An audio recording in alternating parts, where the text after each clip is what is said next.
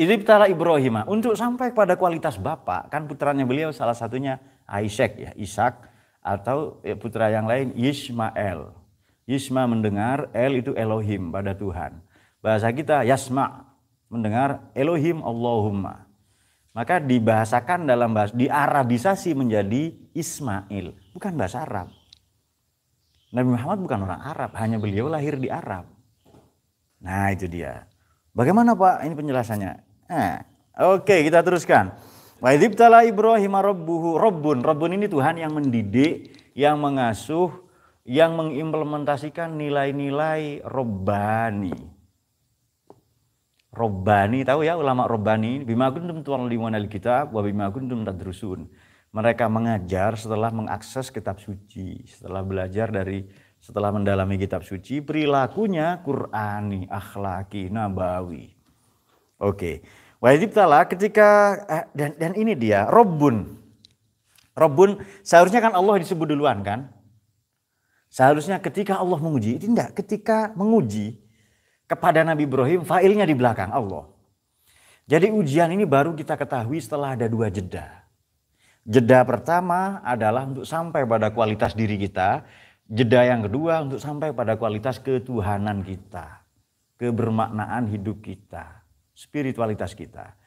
Jadi kita akan tahu bala datang dari siapa? Dari Al-Mubli. Dari zat yang maha memberi bala setelah 2 tahap. Setelah 2 fase. Nah ini butuh 2 spasi. Makanya tulisan itu bisa dibaca kalau ada spasinya. Itu kata buku saya. Sorry bukan buku saya. Buku filsuf terhebat abad ini yakni filsafat untuk pemalas. Kok jadi narsis gitu Pak katanya. Itu anggapan orang bodoh memang. Memang begitu. Tapi anggapan orang pinter enggak, biasa saja. Betul Man ya? Oke, dia sulit menjawab ya. Oke. Baik, kita teruskan. Wa idzibtala Ibrahim rabbuhu bi kalimatin. Kalimat ini 4 maknanya. Sebenarnya ada 9 ya. Saya membaca belasan sampai puluhan tafsir. Tapi saya sebutkan beberapa. Kalimat nomor 1 tauhid. Maka bapaknya dilawan karena tauhid. Maka raja lalim bernama Namrud dilawan karena kalimat yang diuji Tuhan kepada beliau, kepada Nabi Ibrahim alaihissalam adalah tauhid. Oke. Kemudian kalimat ini benar salah. Kemudian kalimat yang lain adalah baik buruk. Kalimat yang lain akhlak. Kalimat yang lain, ini nanti diurut sendiri. Kalimat yang lain adalah istrinya pencemburu. Siti Saroh itu ya. Kalimat yang lain beliau sampai sepuh tidak punya keturunan. Kalimat yang lain Allah perintahkan beliau poligami. Kalimat yang lain dari Allah perintahkan beliau sembelih anaknya. Kalimat yang lain Allah perintahkan tinggikan Ka'bah. Banyak ujian dari Allah itu. Saya kumpulkan ada 9. Tapi itu beberapa yang paling penting ya. Berarti untuk sampai pada kualitas imam banyak ujiannya. Kok sekarang ada orang gampang ngaku saya imam besar. Ya kan? Mimpin demo. Siapa yang melantik? Apa kualifikasinya? Kan begitu. Nah itu dia. Kita tidak benci mereka ya, cuma otak dipakai, akal ya. Biar selamat agamamu, biar engkau tidak ditipu sama orang-orang yang mengatasnamakan agama. Untuk memerdaya umatmu, agamamu, bangsa dan negaramu. Takbir enggak ini? Takbir kalau mau sholat nanti. Oke. Baik.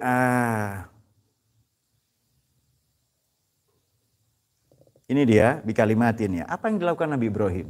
Tadi kalimat ini apa? Tauhid pertama. Kemudian yang kedua rumah tangga. Beliau sampai sepuh tidak punya keturunan, lalu Allah perintah poligami. Nanti setelah itu Allah perintahkan menyembelih anaknya, putranya bernama Nabi Ismail atau Nabi Ishak ya, masih konflik itu lama itu. Baik buruk benar salah kalimat itu. Kemudian meninggikan Ka'bah, membangun ulang Ka'bah, meninggikan itu ada di ayat Baqarah 127. Wa idz yarfa'u Ibrahim al-qawa'ida minal baiti wa Ismail rabbana taqabbal minna innaka antas samiul alim. Itu ada direkam ya, direportase oleh Quran. Nah nanti bahkan ada perintah setelah beliau sepuh. Ini kalimat, ini ujian dari Allah apa? Beliau berkhitan. Kalian belum kah? Nah istri saya ini kan tukang sunat. Ya kan, ibu kalian. Jadi terpaksa pegang kelamin orang. Ya kan. Apa Dit? Santai. Ada kan enggak pernah pegang kelamin di sini kah? Punya Dita sering dicekek gitu. Kalau ada kelamin. Kalau siapa tahu enggak ada kan? Oh, enggak ada. Oke, berarti sudah ada yang buktikan. Ya. Nah, ini bukan ngomong jorok ya, biasa, tukang sunat biasa. Dan istri saya ini kadang nyunat Cina-Cina, ya apa, keturunan Tionghoa maksud saya sudah tua, 35, 40 ya. Ya membesar itunya ya kan. Apa, ibu tangan sampai gitu ya Nadim? Santai. Saya mau sunat lagi kah? Ada gunting rumput di sini.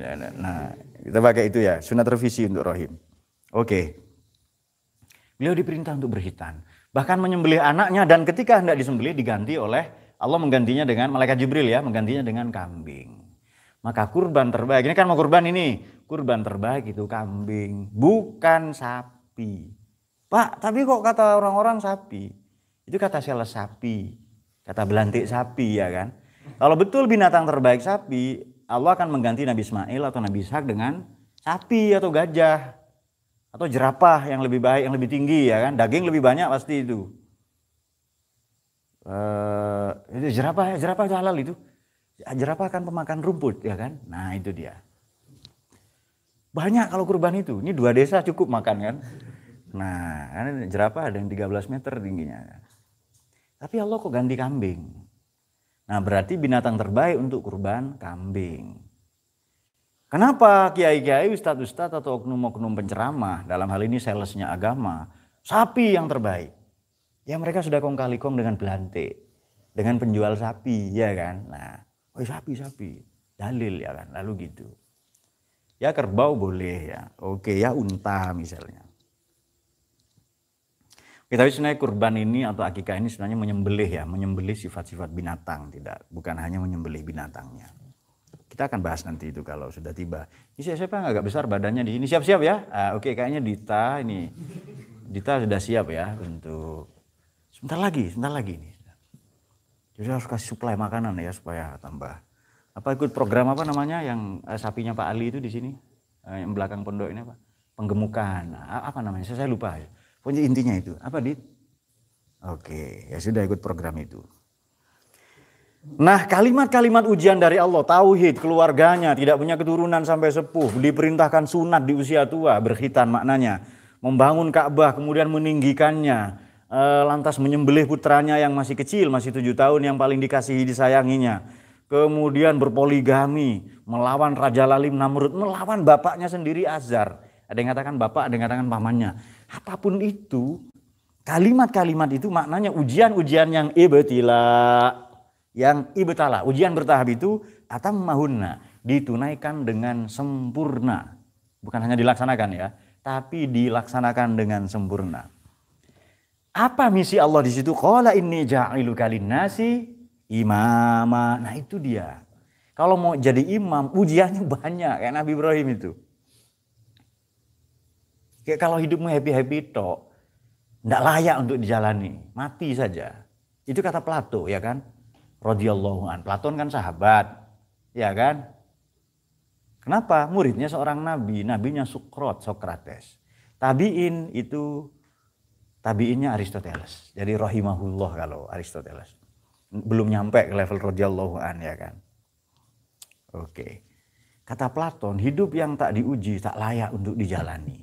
Hidupmu tanpa ujian, lurus, tok, soleh terus, tidak layak untuk dijalani. Nah, terus kemana Pak? Tanya Yusron. You have to reroute and return to the graveyard, ke kuburan. Nah itu dia. Baik itu dia. Qala inni ja'iluka linnasi imama. Di ayat yang lain, qala inni ja'ilun fil ardi khalifah. Imam pemimpin di depan. Amma ya ummu imaman. Makmum menuju suaranya, bacaannya, gerakannya menuju ke imam. Anda tidak boleh mendahului imam. Apalagi di depan imam, aman dulu kan. Imam belum ruku, dia ruku. Kenapa? Saya datang duluan Pak sebelum imam katanya. Kan biasanya imam terlambat datang kan ya. Makmum sudah berbaris 2 atau 3. Kalau di sini enggak, beda. Di sini beda mazhab kan di sini. Jadi santai ya kan. Di sini khotib Jumat nunggu kalian, iya kan. Khotib yang nunggu. Khotib terus ya banyak lah. Baik, tapi saya mencatat satu hal. Semua ujian Nabi Ibrahim itu pasti berbasis cinta. Dari siapa? Dari Rabbun. Jadi ini apa ya? Ini seperti teorinya Martin Buber ya, teori dialognya Martin Buber. Yakni how do we know when communication has served to strengthen relationship among people and expand individual viewpoint. Itu teorinya Martin Buber. Jadi begini, Allah mau kasih tahu Nabi Ibrahim bahwa dia kekasihnya, yang paling dicintainya, maka Allah menguji dengan yang paling dicintai Nabi Ibrahim. Apa?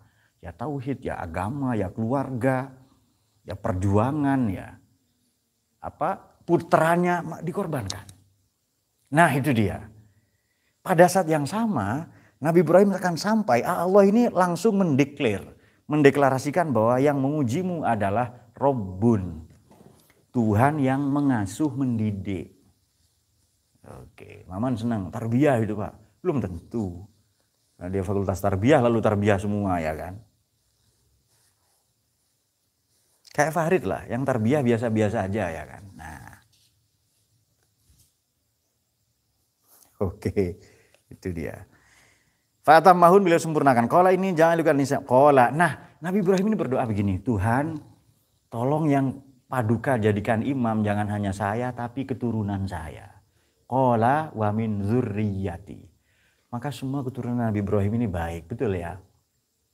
Betul kah? Betul kah semua keturunan Nabi Ibrahim baik?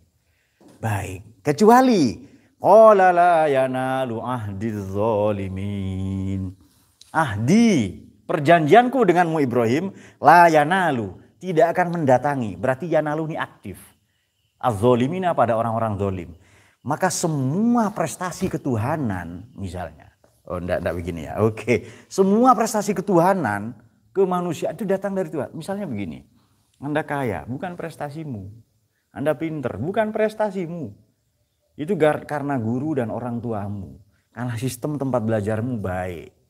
Engkau kaya, ya karena lingkungan mendukung. Maka tadi ilusi tokoh kata Rolf Dobelli itu dihindari. Bill Gates hebat, hidup zaman sekarang. Kalau hidup di zaman dinosaurus ya dimangsa T-Rex. Dia hidup di zaman batu, berburu kelinci, ya kan? Atau hidup 10.000 tahun yang lalu. Dia kalah oleh sapien atau Neanderthal, ya kan? Nah itu dia. Jadi jangan berilusi tokoh. Soekarno hebat. Ya dia anak zamannya. Dia hidup di zamannya dan anak zamannya. Kalau Soekarno hidup zaman sekarang, jadi YouTuber. Coba mikir saja.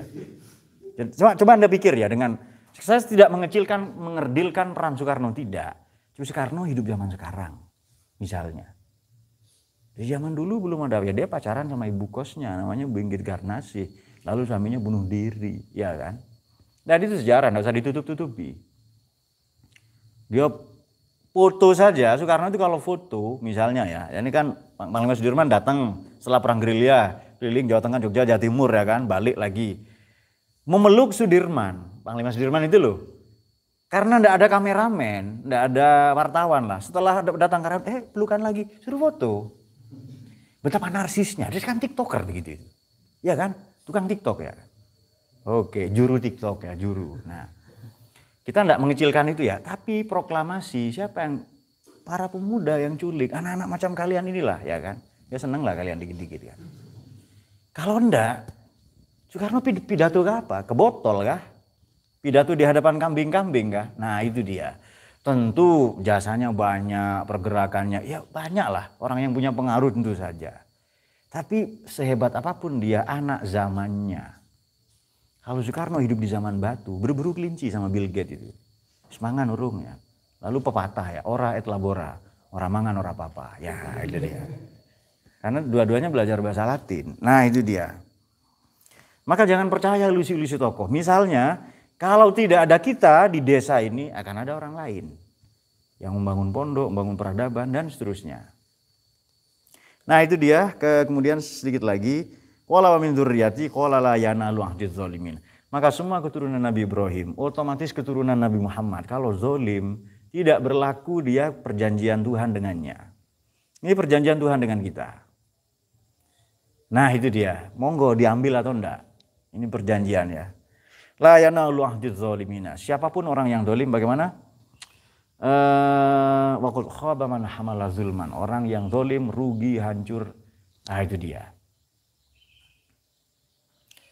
Nah, siapapun yang zalim itu, ke dirinya, ke keluarganya, ke masyarakatnya, ke umatnya, ke bangsa negaranya, nah, dan seterusnya. Maka sebagai catatan penutup di sini kan ada kan Indonesia ini tempat kita bersujud, tempat kita mandi, makan, bercocok tanam, menghirup udara, iya kan? Menurut Anda aneh enggak? Kita lahir di sini, makan minum di sini, cari rezeki di sini. Tanah yang kita sujuti itu tanah Indonesia. Kok kepingin jadi Arab? Aneh enggak? Coba mikir sedikit saja. Iya ya. Kok aneh ya? Kita lahir di sini, makan minum di sini. Kalau mati juga tetangga kita ya, yang membawa kita lah, yang kok kita kepingin jadi Arab. Nah itu dia. Silakan yang baik ambil. Tapi kalau Kanjeng Nabi lahir di Jawa, makan pecel sunnah, pakai belangkon sunnah, bawa keris sunnah, betul kah? Nah, kenapa hal-hal yang sedemikian receh ini kok masih apa ya? Nah itu dia. Tetapi sunnahnya Kanjeng Nabi yang paling sunnah, yakni berpikir, tidak diambil. Nabi mempersatukan Muhajirin Ansor, konflik para aristokrat di Madinah. Nabi menganulir dengan jalan diplomatik, dengan jalan perundingan. Dari 33 perang hanya terrealisasi 9. Artinya 24 kali Nabi menggagalkan perang lewat jalur diplomasi. Persis seperti yang dilakukan leluhur kita di Indonesia. Ya Soekarno, Hatta, Syahrir, itu semua juru runding yang baik. Nah itu dia. Mereka kan berunding terus itu. Cari deh jalur diplomatik apa. Sebab perang-perang zaman Nabi ini defensif, bukan ofensif, bukan tolabi. Kenapa sunnah yang begitu tidak ditiru? Nabi menggagas masyarakat Madinah bukan ditiru. Nah itu dia. Baik, kita sembari lalu akan menjawab beberapa pertanyaan. Adakah? Oke, please send me the question.